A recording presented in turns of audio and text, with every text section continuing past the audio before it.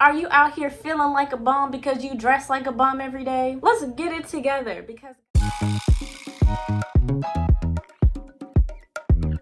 hello beautiful people, my name is Zanisa, and if you like conversations about self-improvement, you are in the right place. Now today we're going to be talking about 12 healthy ways that you can be better handling your stress. Now let's just jump straight into the video. The very first tip that I have for you guys is as soon as you realize you are getting stressed, take a shower or a bath as soon as possible. There's something about washing yourself physically that also cleanses you mentally and cleanses your energy, gets rid of all those negative vibes that you were just surrounded with, and helps you feel more prepared to tackle whatever situation it is. But do be mindful, if you like to take steaming, hot, piping showers like me, then it is very important to hydrate yourself, drink water right after you get out the shower, because if you still have things to do during the day after that shower, you need to get back to work. Don't go lay down and take a nap. No, drink you some water, stay hydrated, and get back to work. Another very important reason why you should be drinking water straight after a shower is if you have a lot of tense muscles around your body, they are most likely just relaxed in the shower from the hot water. And in order to prevent them from tensing up again or even getting more tense, you need to drink water. Now moving on to the second tip of how to handle your stress better.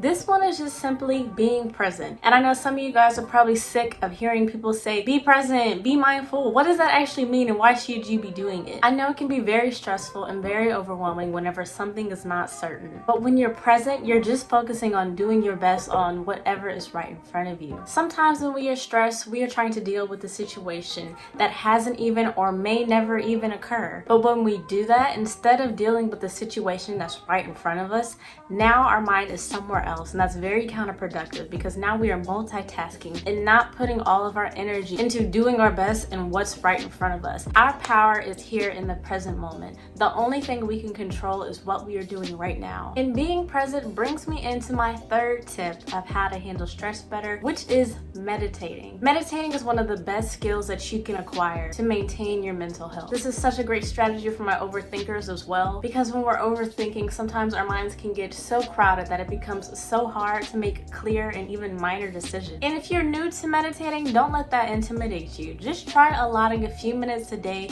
towards trying to clear your mind. One of my favorite apps ever is Headspace. It is definitely beginner friendly, and even if you are on a more intermediate level, it has a bunch of great prompts and topics that you can meditate over. And there are so many other cool features like listening to focus music. They have like a whole lo-fi section, and they even have a cute little fitness feature whenever you need to get up and just move your body around some. And if you are a college student, you definitely need to have this app because it's usually like $60 for the year, but if you're a college student, it's only $10 for the whole year. That is a steal, a steal. I honestly don't even know if I'm emphasizing how powerful meditation is. It realigns your energy, strengthens your focus and intention. After you meditate, I encourage you to take that same clarity that you just gained from meditating and carry that with you throughout the day so you have a more clear intention. Also, just a reminder, when you are busy and stressed, that is literally when you need meditation the most. I know that may sound counterintuitive because when you're busy, you feel like you don't have time. But guys, your mental and physical health should always come first, because how will you be able to function at your most efficient capacity if you're neglecting this aspect of your health? Now leading me into my next tip of self-care. Now I know this one is obvious and we all already know that self-care is the best care, but have you been properly and consistently been practicing this? Because self-care is not just treating yourself to a spa-like day. It can also consist of things that we may not always want to do. For instance, are you drinking enough water? Are you eating enough? Are you planning out your day so you're not overwhelmed? Are you out here feeling like a bum because you dress like a bum every day? Let's get it together, because guys, I think we live in a society where we feel like stress is inevitable, and in some situations, yes, it definitely is. But you can choose not to be stressed. You know that, right?